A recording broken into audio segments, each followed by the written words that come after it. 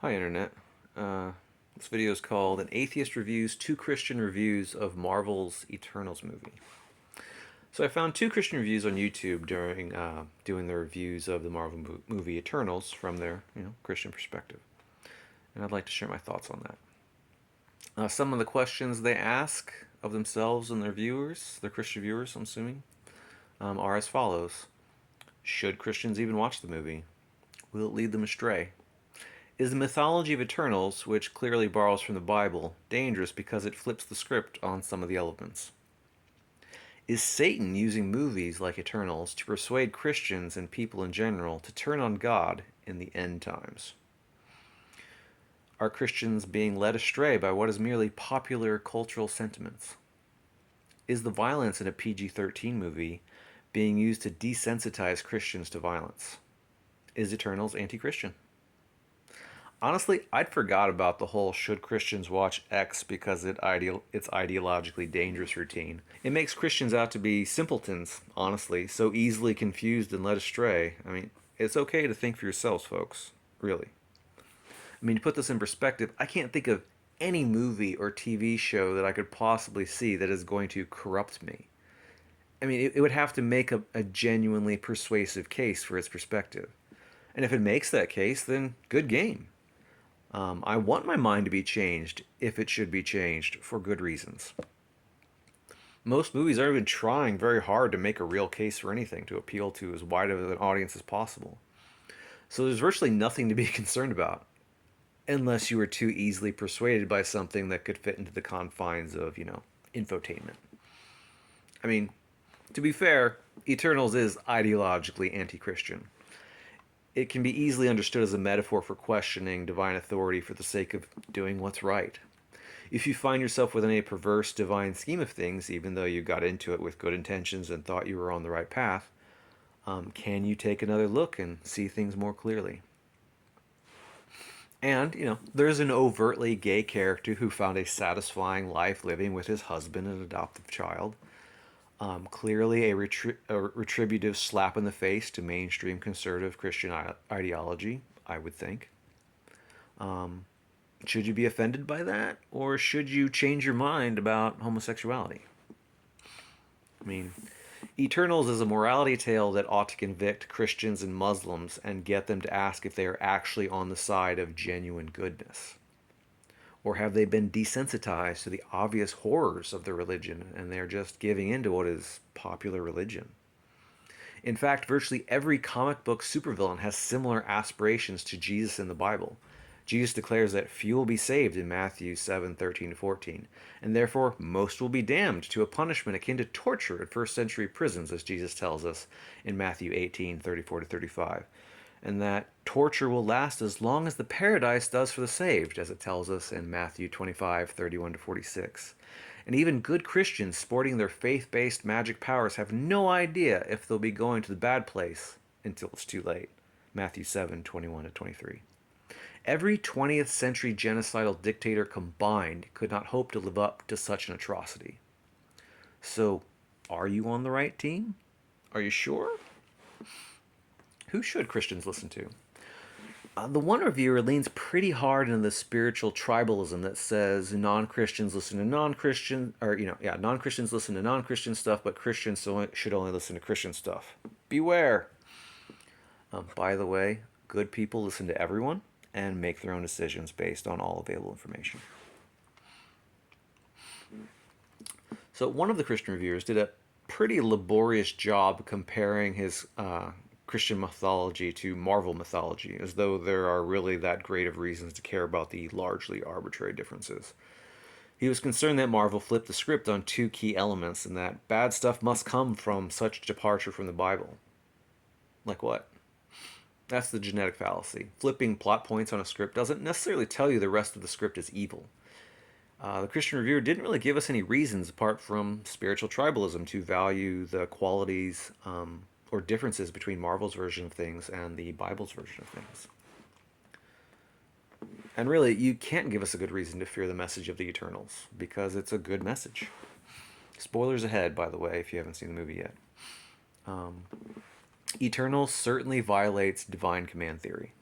According to those values, i.e., divine command theory, the Eternals should not have been willing to challenge the status quo of their divine authority. Icarus was in the right, and the other Eternals, even Kingo for his inaction, were in the wrong. They had no right to challenge Ereshkigal or any other celestial any more than any Christian believes any human has the right to challenge the moral authority of God or the Bible. The moral of the Eternal story is sacrificial love to the cause of protecting humanity from genocide. Was that evil? If the Bible is against that, doesn't that make the Bible evil? The character arc of the Eternals is that they find themselves created to play out the horror story of their gods. They learn that they don't have to agree or submit to an evil plan, even though that's all they've ever known, all they've been created to know. They can think for themselves and try to do the right thing in light of that. So, are you a fan of Ereshkigal or the celestial birthing cycle? Do you think the birth of a celestial is worth the destruction of all of humanity or any other sentient species? The moral of the story is not a threat if you have a firm grasp on morality and genuine concern for the plight of humanity. Mere fidelity to the arbitrary plot points of the Bible is not morality. The other Christian reviewer warns us not to be swayed by what is culturally popular and to be wary of explicit content aimed at children. Fair points, but notice religion is popular, and the Bible contains material far beyond our content that is regularly taught to impressionable children. And even if you skip the nasty, worse than our parts, you've encultured them to think that those things are divine. And so when they go read the even worse parts that you're not telling them, you're helping to push them over the edge. So don't blindly watch Marvel movies. Cool, great idea. Don't blindly watch any movie. And also don't blindly read the Bible presuming it is in defense of the good. As I mentioned, the Christian tale is just as much a horror story, actually infinitely worse, than all of humanity being murdered by the birth of a celestial. So, have you been blindly reading your Bible? It is a no-brainer for practically every superhero to want to stop billions of people from being set on fire forever.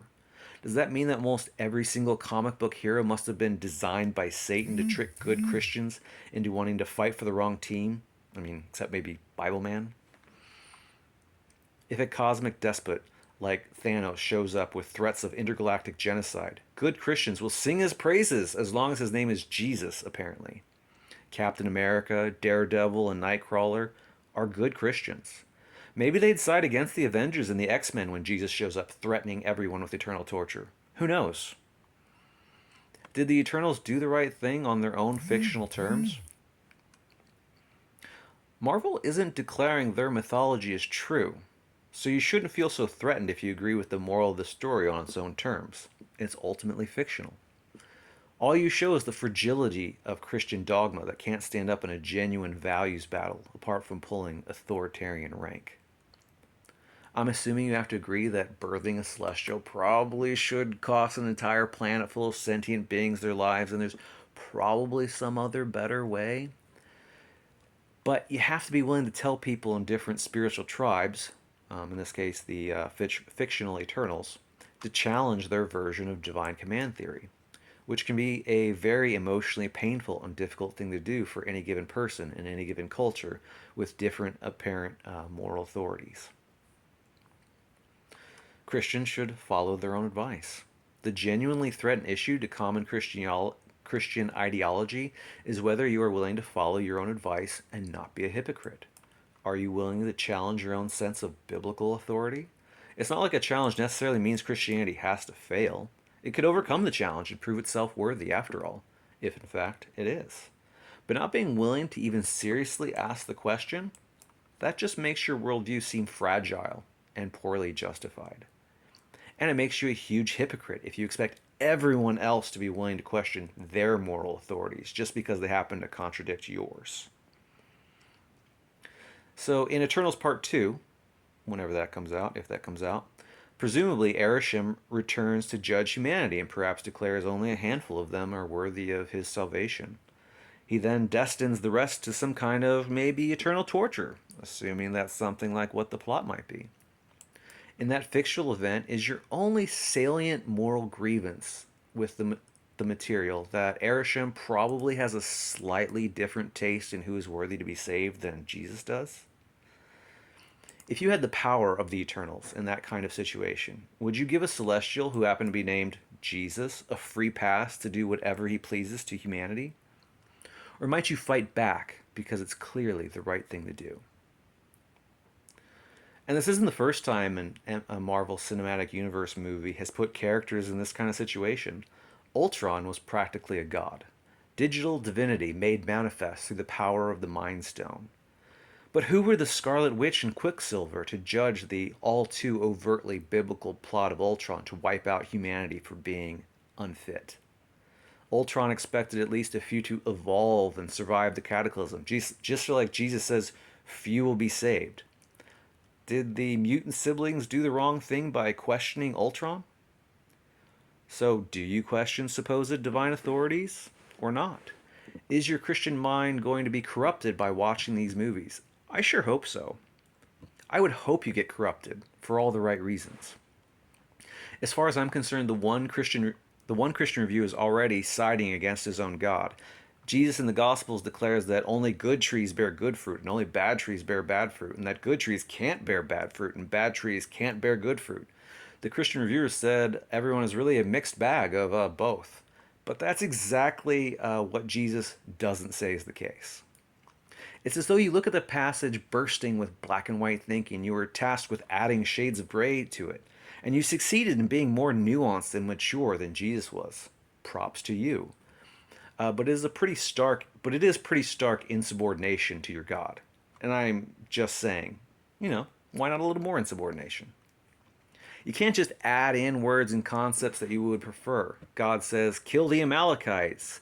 And you quote it saying, kill the Amalekites with kindness. I know you didn't say that. This is just a hypothetical. Point is, you can't do that kind of thing. That's just not how it works. You clearly are not a genocidal maniac. Props to you. Just like the Eternals clearly weren't in the business of destroying humanity. They thought their job was wholesome and about loving and protecting humanity. Then they learned the hard truth. You have the opportunity to have your own Eternals moment and question the moral horrors you've been desensitized to in your religion. Nothing flashy or fantastical, just, God's not real. But you don't have to sign on for endorsing evil ideas. Evil ideas actually hurt people in the real world. Eternals is a great movie. Go see it. Watch it on Disney Plus when it comes out. I'm definitely going to watch it again sometime.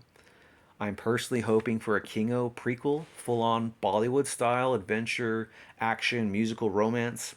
A movie that also includes, a young Thor and possibly a young Loki versus Sprite trickstering feud.